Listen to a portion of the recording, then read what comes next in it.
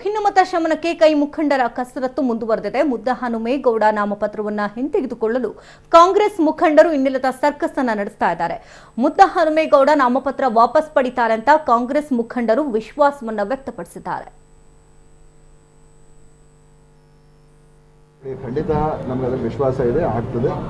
ನಾನು ಮಾತನಾಡ್ತಾ ಇದ್ದೇನೆ ಮತ್ತು ನನಗೆ 100% ವಿಶ್ವಾಸ ಇದೆ. ಅದರಲ್ಲಿ ಯಾವುದೇ ರೀತಿಯ ಸಮಸ್ಯೆ ಆಗೋದಿಲ್ಲ ಅಂತ ನನಗೆ ವಿಶ್ವಾಸ ಇದೆ. ಅವ್ರ ಜೊತೆ ಅವರು ಕೂಡ ಹೇಳಿದ್ದಾರೆ, ಕಾಂಗ್ರೆಸ್ ಪಕ್ಷದ ನಿಲುವಿಗೆ ನಾನು ಬದ್ಧನಾಗಿರ್ತೇನೆ, ಕಾಂಗ್ರೆಸ್ ಪಕ್ಷವನ್ನು ಬಿಟ್ಟು ಅಥವಾ ಕಾಂಗ್ರೆಸ್ ಪಕ್ಷಕ್ಕೆ ವ್ಯತಿರಿಕ್ತವಾದಂಥ ಯಾವುದೇ ತೀರ್ಮಾನ ಮಾಡೋದಿಲ್ಲ ಅಂತ ಅವ್ರು ಹೇಳಿದ್ದಾರೆ.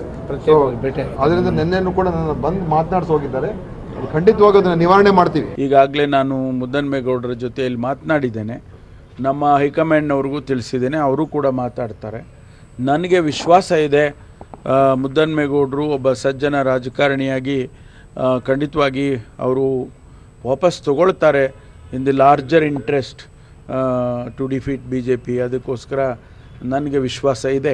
ನಾನು ಅರ್ಜಿ ಇಬ್ಬರಲ್ಲಿ ಒಬ್ರು ಇರ್ತೀವಿ ಅಂತ ಹೇಳಿದ್ದು, ಆದರೆ ಅಲ್ಲಿ ಹೆಬ್ಬೂರು ಸಭೆಯಲ್ಲಿ ತೀರ್ಮಾನ ಆಗಿದ್ದು ಅವ್ರ ಸ್ಪರ್ಧೆಗೆ. ಮುದ್ದಹನುಮೇಗೌಡರು ಯಾವ ರೀತಿ ಸ್ಪಂದಿಸ್ತಾರೆ ನೋಡಿಕೊಂಡು ಅವರ ಸ್ಪಂದನೆ ಮೇಲೆ ನಮ್ಮ ತೀರ್ಮಾನಕ್ಕೆ. ಅಂದರೆ ಮುದ್ದಹನುಮೇಗೌಡರ ಪರ ಇದ್ದೀನಿ, ಮುದ್ದಹನುಮೇಗೌಡರಿಗೆ ಏನು ನಿರ್ಣಯ ಬರ್ತಾರೆ ಇವತ್ತು ನೋಡ್ತೀನಿ. ಸಾಧ್ಯತೆ ಇದೆ ಅಂತ ಹೇಳ್ಬೋದು, ಆದರೆ ಇನ್ನೂ ನಿರ್ಣಯ ಅಂತಿಮವಾಗಂತೂ ಆಗಿಲ್ಲ.